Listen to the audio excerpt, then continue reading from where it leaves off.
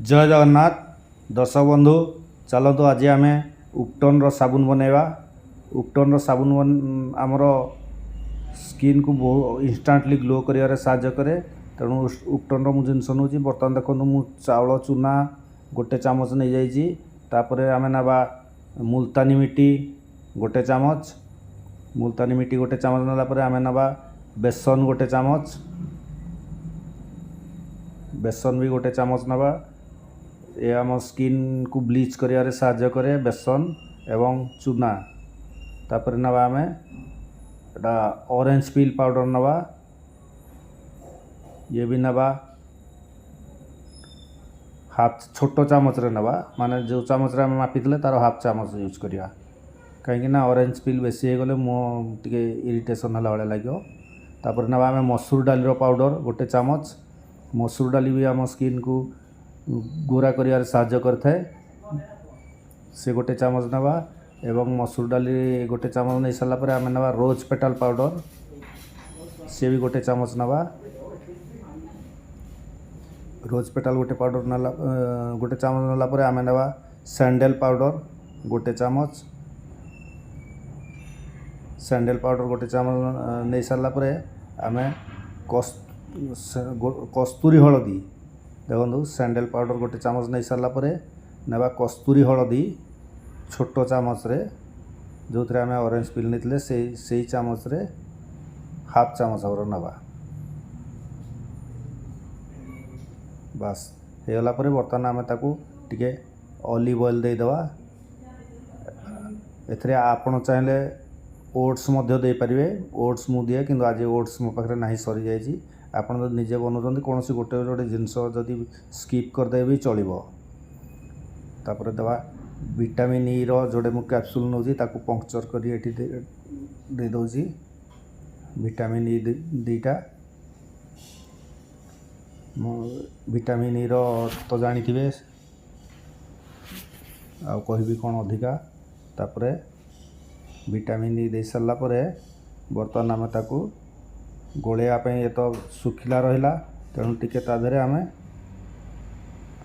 Rose water दे ताकू भल भाव मिक्स करदे। देखो से गोटे बैटर टाइप रहीगला ताकू आम रखिदे। बर्तमान आम आनिबा सोप बेस। सोप बेस देखो ये 250 पैकेट मु बनई। ये 25 केजी आसे, मु 250 ग्राम पैकेट बनई। ताकू काटी छोट छोट करदेली। आपण मैंने जदि चाहिए निजे घरे बनवाई चाहिए भी मो पाखु सोप बेस नहीं पारे। सोप बेस नापी मो नंबर जोगाजोग करिपारती। ताकू बर्तमान देखो मु मेल्ट करके नहीं आसिली। ताधे से जो बैटर बनाई ताकू मिक्स कर दूजी। से बैटर को मिक्स करी ताकू बर्तमान भल भाव गोलैदवा। हल्का हल्का गोलैया, बेसी जोर गोलैले फेण हो। बर्तमान मु 4टा साबुन एथे बनैबी। तेणु ताकू देखो गोलाप पाखुड़ा केटा देगी ताकू सजई देजी। एवं ताधे मु गोलाप एसेंशियल ऑयल दे 4टा बर्तमान छाँचरे यही टाइमटा को आम टे स्पीडी करा पड़ो। छाँचरे जल्दी न ढाले साबुनटा आमर जल्दी बसीज।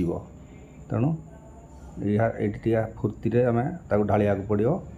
फटाफट ढालीदेला ताकू आम देखो सही गला। ऊपर टे फेण अच्छी देखुं ताकू आईपीएस स्प्रे टी मारदे। आईपीएस स्प्रे कले आईपीएस स्प्रे कले फेणटा हटिज। देखो टे स्प्रे करदे फेण हटिगला। गोलाप पाखुड़ा भी आमर ऊपर को पलि आसला रहा। देखो ताकू 2-4 घंटा पर आम ताकू अनमोल्ड कर देखा। देखो केड़े सुंदर बाहरी पड़ू।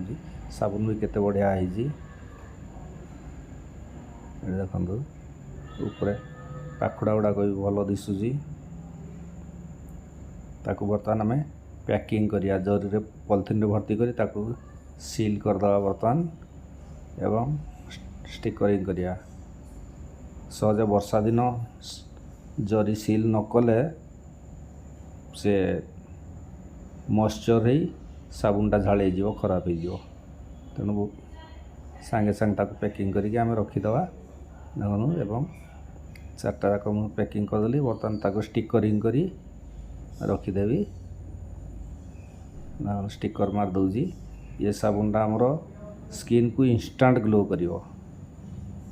उपटन आपण मैंने जानिथिबे आमर बाहागर पूर्वर उपटन गोटे प्रथा अच्छी लेडीज मान को करा जाए। तेणु यहाँ उपटन साबुन देखो केड़े सुंदर साबुन प्रस्तुत होगा। जय जगन्नाथ। आपण मैंने चाहिए मत व्हाट्सएप रे जोगाजोग करें। धन्यवाद।